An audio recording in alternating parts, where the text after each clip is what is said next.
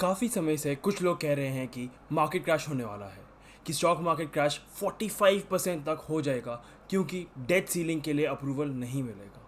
I am sure आपने news channels पे काफ़ी इंटेंस और डीप कॉन्वर्सेशंस सुने होंगे। तो ये सारी बातें यूएस डेट सीलिंग और जून के डेडलाइन के बारे में क्या है। काफ़ी लोगों ने मुझे मैसेज किया कि यूएस डेट सीलिंग के बारे में they were very worried, they were very confused, they were not sure कि उनके इन्वेस्टमेंट्स के साथ उन्हें क्या करना चाहिए।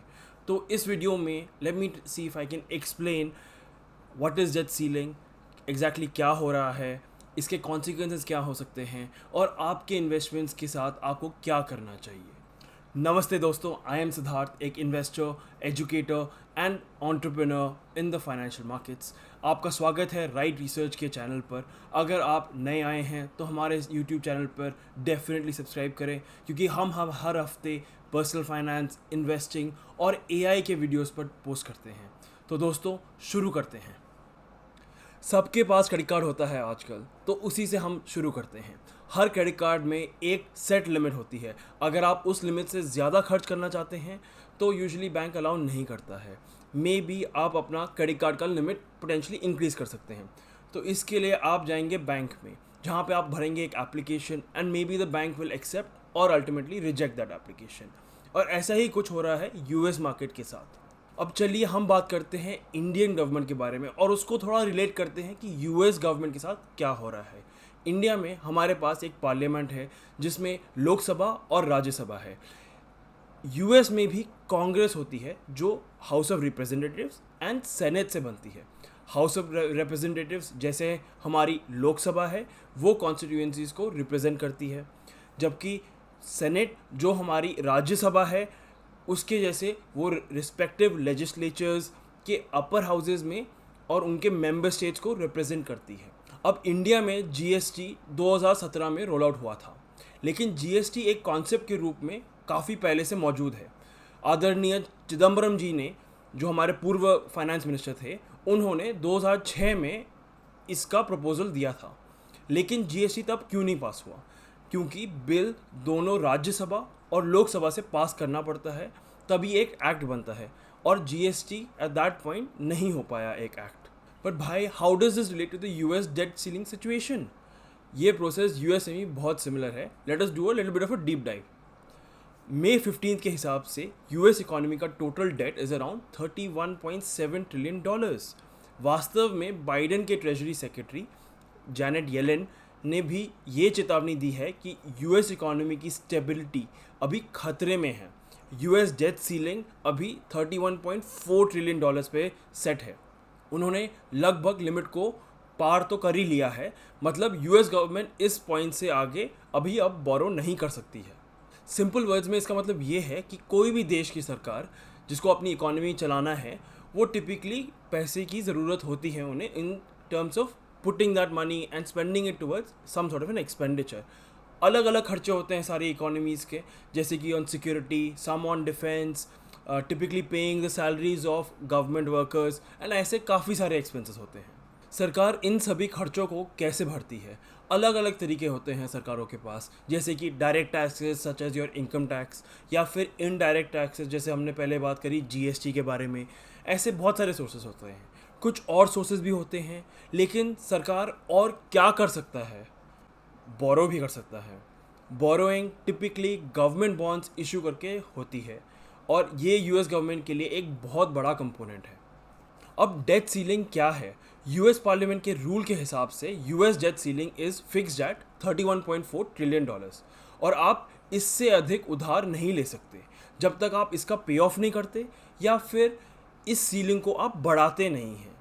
तो अगर सरकार पैसा खर्च करना चाहती है तो उसको डेट सीलिंग को बढ़ाना पड़ेगा। इसका मतलब क्या है? इसका मतलब ये है कि उन्हें और अधिक पैसे उधार पर लेने पड़ेंगे। लेकिन यूएस का डेट सीलिंग पहुंच चुका है, तो और अधिक पैसे लेने के लिए उन्हें क्या करना पड़ेगा? उन्हें कांग्रेस से एक अप्रूवल लेना पड़ेगा, जिससे दोनों सेनेट और हाउस ऑफ रिप्रेजेंटेटिव्स से एक लॉ पास कराना पड़ेगा, जिससे डेट सीलिंग का अमाउंट जो अभी सेट है $31.4 ट्रिलियन पे, उससे इन्हें इंक्रीज़ करना पड़ेगा। यूएस में दो प्रमुख राजनीतिक दल हैं, रिपब्लिकन्स और डेमोक्रेट्स, उनकी अपनी पॉलिटिकल पार्टीज़ हैं ये। अब डेमोक्रेट्स अधिक खर्चा करना चाहते हैं और इसलिए उन्हें डेट सीलिंग को बढ़ाना है, जबकि रिपब्लिकन्स जैसे कि मखार्थी कह रहे हैं कि नो, आप डेट सीलिंग को तब तक नहीं बढ़ा सकते हैं जब तक आप हमें अश्योरेंसेस नहीं देंगे कि आप अपने खर्चों को कम करेंगे, आई आप अपने एक्सपेंसेस रिड्यूस करें। US spending has been increasing for a while now and इसके साथ उनका डेट अमाउंट भी बढ़ते गया है। टैक्स कट्स हुए थे उनके 1980s में, .com क्रैश हुआ था अराउंड 2000s में, एंड उसके साथ साथ उन्होंने इराक और अफगानिस्तान में भी युद्ध लड़ा, जिसके कारण उन्हें और डेट यूज़ करना पड़ा because they had to fund that expense. इसके साथ साथ अराउंड अबाउट 2008 में ग्लोबल फाइनेंशियल क्राइसिस हुआ था, जिसमें again the US contributed a lot from their treasury. The Fed took a very significant role in stabilizing the market.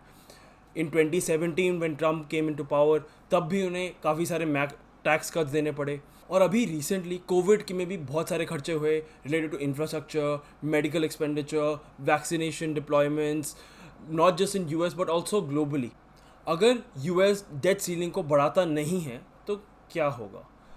Joe Biden date ceiling को बढ़ाना चाहते हैं और पैसे खर्च करना चाहते हैं अल्टीमेटली, क्योंकि चुनाव आने वाला है और अगर वो पैसे नहीं खर्च करेंगे तो चुनाव जीतना थोड़ा मुश्किल हो सकता है। ट्रेजरी सेक्रेटरी जैनेट येलेन, उन्हें आप हमारे फाइनेंस मिनिस्टर निर्मला सीतारमण के जैसे समझें, उन्होंने कहा है कि treasury will have insufficient resources to satisfy the government's obligations if Congress has not raised or suspended the debt limit by June 5th. इस बात पर आप गौर करिए, एक बार फिर से बोलता हूँ, अगर कांग्रेस ने जून 5th तक डेट लिमिट को बढ़ाया नहीं या फिर सस्पेंड नहीं किया है तो ट्रेजरी के पास इनसफिशिएंट रिसोर्सेज हैं सरकार के ऑब्लिगेशंस को सेटिस्फाई करने के लिए। सरकार द्वारा किए गए सभी उधार का पेमेंट तो करना पड़ेगा, इंटरेस्ट एंड प्रिंसिपल कंपोनेंट्स। अब अगर वो पे नहीं करते हैं तो यूएस डिफ़ॉल्ट कर जाएगी, जैसे श्रीलंका, ग्रीस और वेनेजुएला के साथ हुआ था। Wait, before we move forward, why is the US defaulting on loan payment such a big issue? Financial markets work on a very simple premise that the government for most developed and emerging economies will not default on its loans. अब US के case में the expectation in modern economic history has been कि US never defaults on its obligations. ये एक economic power house है और ये हमेशा अपने कर्ज चुकाते हैं और ये एक सेफ हेवन की तौर पे भी जाना जाते हैं, जिसकी वजह से फेड, जो फेडरल रिज़र्व है, जैसे हमारा आरबीआई है वैसे उनका फेडरल रिज़र्व है, वो एक लेंडर ऑफ लास्ट रिजॉर्ट के रूप में ले लेता है, जिसके कारण 2007 में भी काफ़ी सारा सपोर्ट फेड की तरफ से आया था। इन शॉर्ट, अगर यूएस डिफ़ॉल्ट करती है काफ़ी कैटास्ट्रॉफिक होगा। The foundations of financial markets globally will be shaken. अगर टेक्निकल डिफ़ॉल्ट भी हुआ, मानो 1 या 2 घंटे के बाद पेमेंट आता है, everything will change. Once you have lost that trust, वो जो विश्वास खोया है वो वापस नहीं आएगा। Once the US defaults, it loses the trust of the financial markets everywhere. In the event of such a scenario, there would be a loss of trust in US Treasury bonds, credit ratings for US bonds गिर जाएंगी, जो सबसे सुरक्षित investment माना जाता है in the financial world, leading to a rise in interest rates, a decline in US markets and ultimately a catastrophic situation for everyone. हम एक ripple effect देखेंगे. Every bit of pricing in financial markets across all countries will change. Interest rates would shift, stock markets would crash simply because if you've done it once, you can do it again. That is a simple funda here.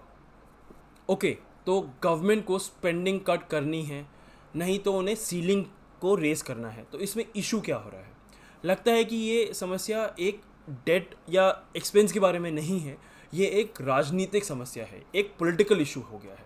Now, Republicans on one side are using this situation as an opportunity to push for their set of demands. तो दो parties के बीच में एक negotiation चल रहा है, एक deal strike होनी पड़ेगी ताकि अंत में डेट सीलिंग को बढ़ाया जा सकता है। So this is the current crisis in the US economy.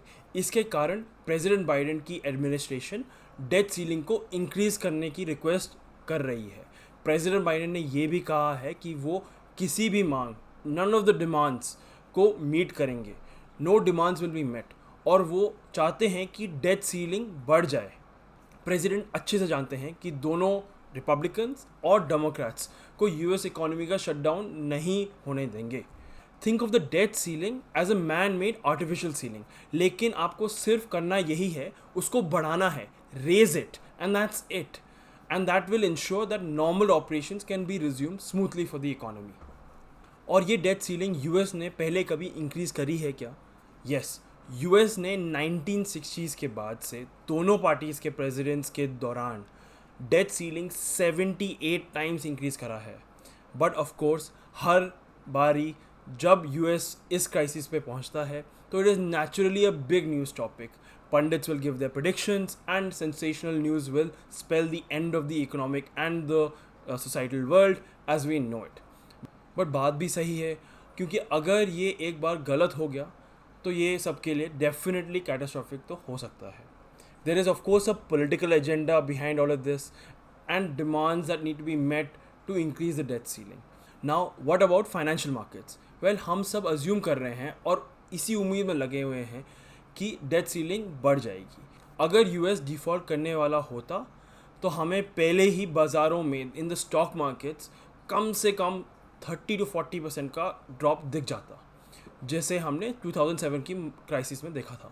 भारतीय आईटी कंपनीज अच्छा परफॉर्म कर रही थी इन द स्टॉक मार्केट्स, लेकिन आपने देखा होगा कि ऐसी कंपनीज़ के लिए स्टॉक मार्केट में performance has been a little muted, और इसका एक कारण यही है, यूएस डिफ़ॉल्ट नहीं करेगा इन ऑल प्रोबेबिलिटी, लेकिन अगर वो करता है तो डिमांड गिरेगी, इन्फ्लेशन बढ़ेगा and it will be horrible for the economy. बहुत सारा नेगेटिव सेंटिमेंट डेफिनेटली होगा। तो ये सब for you as a normal investor, what does it mean? क्या करना चाहिए आपको? Well, it is a wait and watch situation. इंतज़ार करना पड़ेगा और इसको ध्यान से हमें देखना पड़ेगा।